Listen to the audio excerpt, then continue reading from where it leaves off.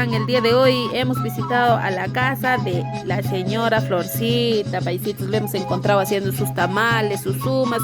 Ella ha puesto su negocito de tamales y humas y le va muy bien, paisitas. Qué lindo. Ay, dar gracias a Dios también porque cualquiera no lo hace rico las cosas. Cualquiera no cocina rico y me dice, ay, China, te invitaré, que te das tamalitos y humitas.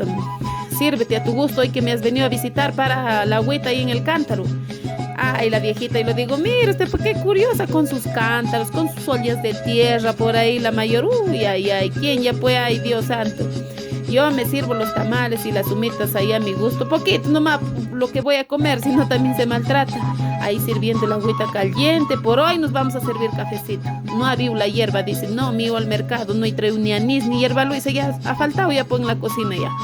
Ya, no importa, con cafecito le digo, pa que entre, digo, para que no nos ataremos. Ay, paisito.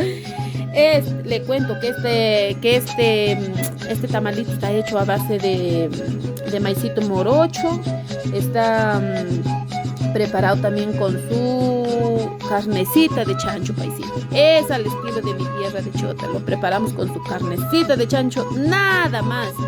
Lo metemos también pues a su masita ya como se debe, ya ¿qué se llama? Pues su aceitito, ya su salsita y rico. También lo podemos hacer con panquita de choclo, pues la panquita seca, pero por hoy lo estamos haciendo en hoja de achira, paisitas.